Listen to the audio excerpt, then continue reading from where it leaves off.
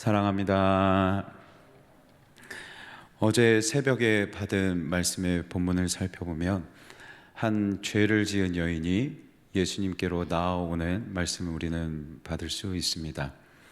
이 여인은 자신이 지은 죄로 인해서 많은 사람들의 조롱과 비난을 받았을 뿐만 아니라 함께 식사하지도 못하고 그들에게 다가가지도 못하는 이 여인이었습니다. 이 땅에서, 이 사회에서 이 여인은 누군가에게 다가갈 수도, 그리고 누군가와 함께 식사할 수도 없는, 그럴 권리가 없는 한 여인이었습니다. 그런데 예수님께는 달랐습니다. 예수님께는 다가갈 수 있었습니다. 다가가서 예수님의 발에 향유를 바르며 자신의 죄를 고백할 때에 예수님께서 그녀에게 말씀하십니다. 너의 죄가 사함을 받았다. 너의 믿음이 너를 구원하였다. 라고 말씀하십니다. 죄인이 다가갈 수 있었을 뿐만 아니라 조롱과 멸시를 받는 자가 죄 사함을 받는 것, 이것이 예수님께 받은 은혜이고, 저는 이것이 하나님 나라에서 하나님 자녀들이 하나님께 받는 특권이라고 생각합니다. 죄인이지만 다가갈 수 있고, 죄인이지만 죄를 용서받고 구원받을 수 있는 것, 이것이 하나님 자녀인 저와 여러분이 누리는 특권인 것이죠. 그런데 우리가 읽은 오늘 본문 말씀에서도 또 하나의 특권, 하나님의 자녀들이 누리는 특권 한 가지를 발견할 수 있습니다. 예수님께서 12 제자들과 함께 계속해서 두루 다니시면서 하나님 나라의 복음을 선포하십니다. 그런데 이때 또 따르는 무리가 있습니다. 일찍이 귀신 들렸으나 예수님께 귀신이 물러가는 고침을 받았던 여인, 또 심각한 병에 걸렸으나 역시 고침을 받은 여인들이 예수님을 따라다닙니다. 다 버리고 가진 것 없이 예수님을 따르는 12명의 제자들입니다. 그리고 여인이었기 때문에 당시 시대적으로 존중받지 못했던 사람들, 게다가 병이 걸리고 귀신 들렸기 때문에 사회에서 배척당할 수밖에 없었던 그 여인들, 사회적인 일반적인 시선으로 보면 부러울 것이 없습니다. 가진 것이 없고 다 버렸고 오히려 조롱과 멸시, 배척을 받았던 그 여인들이 예수님을 따르고 있습니다. 사회적으로 보면 아무것도 부러워할 만한 것이 없고 특권을 받을 것이 없는 사람이지만, 그런데 하나님 나라에는 부유함도 가난도 어떤 권한을 누리기에는 기준이 되지 않는 것 같습니다. 오늘 말씀엔 분명히 이들에게 예수님께서 주시는 한 가지 특권이 있습니다. 그러면 그 특권이 과연 무엇일까요? 많은 사람들에게 예수님께서 한 가지 비유를 말씀하십니다. 우리가 잘 알고 있는 씨 뿌리는 비유입니다. 씨 뿌리는 자가 씨를 뿌리는데 길가에 뿌립니다. 이 길가에 뿌린 씨는 사람들에게 밟히거나 새에게 먹힙니다. 덜어는 바위 위에 뿌려집니다. 이 바위 위에 뿌려진 씨앗은 말라 죽어버립니다. 덜어는 가시떨기 위에 떨어집니다.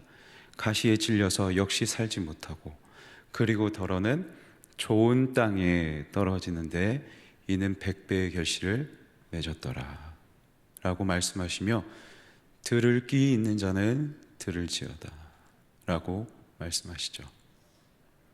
누구나 이 말씀을 들을 수 있는 것이 아닙니다. 바꿔 말하면 누구나 이 말씀, 이 비유의 참뜻을 깨달을 수 있는 것이 아닙니다. 그런데 예수님께서는 이 비유의 뜻을 제자들과 여인들에게는 가르쳐 주십니다. 들을 귀 있는 자들은 들을지어다 라고 말씀하시며, 그 비유의 뜻을 이 여인과 제자들에게 들려주고 계시죠. 바꿔 말하면 이 여인과 제자들이 들을 귀 있는 자들, 이 비유의 뜻은 이렇습니다. 길가에 떨어진 씨, 이 씨는 하나님의 말씀입니다. 길가에 떨어졌습니다. 하지만 사람들에게 밟히는 것처럼 마귀의 시험과 유혹에 마음을 빼앗겨 그 말씀을 지키지 못하는 사람, 바위 위에 떨어집니다. 메말라 죽습니다.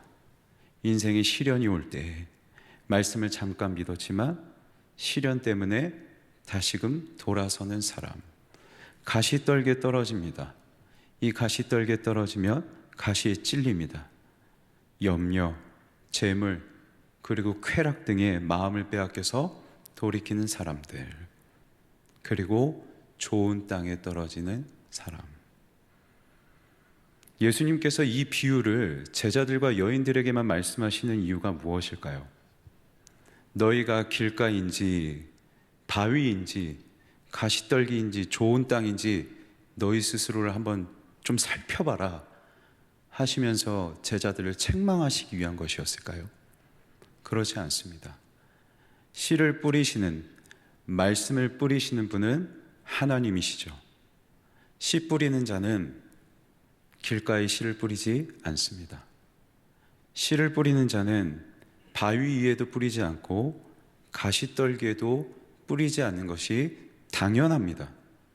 씨를 뿌리는 자는 좋은 땅을 분별해서 그 좋은 땅의 말씀을 뿌리는 것이 씨 뿌리는 자의 원래된 모습이죠. 그런데 예수님께서 말씀의 뜻, 이 비유의 뜻을 제자들과 여인들에게만 가르쳐 주세요. 바꿔 말하면 이 말씀의 씨앗을 여인들과 제자들에게만 뿌리고 계시는 거죠.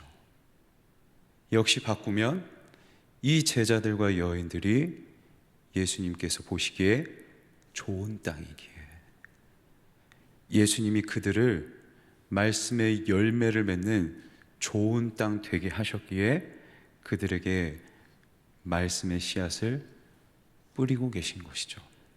그래서 이제 제자들은, 여인들은 이 땅에서 어떠한 특권을 가질 수는 없는 자라 하더라도 죄 사함의 특권을 받았고, 그리고 말씀을 깨닫고 말씀의 열매를 맺는 특권을 받게 된 것이죠.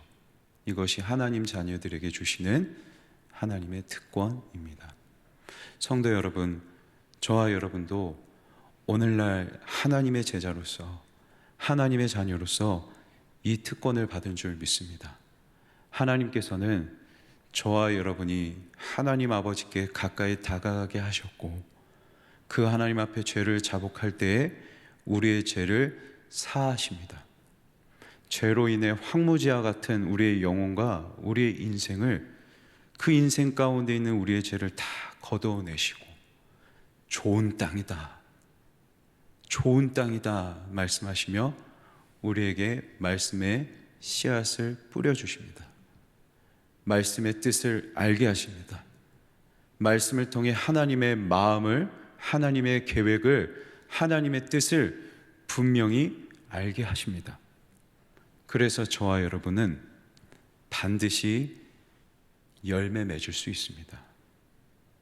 우리는 반드시 말씀을 지켜 말씀에 순종하는 삶을 살아갈 수 있는 사람들입니다. 물론 우리에게도 믿음의 시련이 올 수 있습니다. 물질의 위기가 올 수도 있습니다. 마귀의 유혹이 올 수 있고 염려가 찾아오기도 합니다. 하지만 기억하십시오. 우리는 길가가 아닙니다. 바위도 아니고 가시떨기가 아닙니다. 우리는 좋은 땅입니다. 하나님께서 우리를 좋은 땅 되게 하셨습니다. 그래서 하나님께서 우리에게 요구하시는 것, 말씀을 지켜 말씀의 열매를 맺는 것은 하나님의 억지스러운 요구가 아닙니다.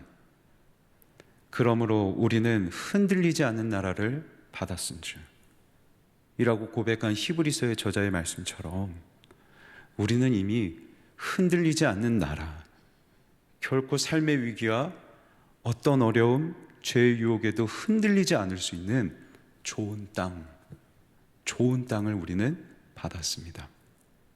이를 믿음으로 어떤 어려움 속에서도, 어떤 유혹 속에서도 인내하고 견디어서 하나님의 말씀을 지켜가는, 하나님의 말씀의 열매를 맺는 저와 여러분이 되면 좋겠습니다.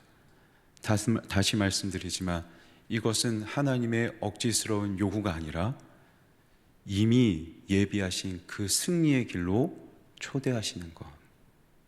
우리는 반드시 말씀의 열매를 맺는 승리하는 삶을 살아갈 수 있는 하나님의 자녀임을 기억하면 저와 여러분이 되면 좋겠습니다. 말씀을 맺겠습니다. 하나님은 하나님의 자녀된 저와 여러분의 죄를 사하십니다.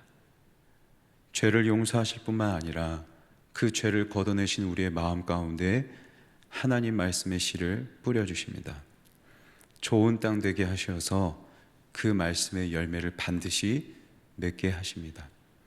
오늘 하루도 우리에게는 어떤 어려움이 반드시 찾아올 겁니다. 위기가 찾아올 수도 있고 유혹이 찾아올 수도 있을 겁니다.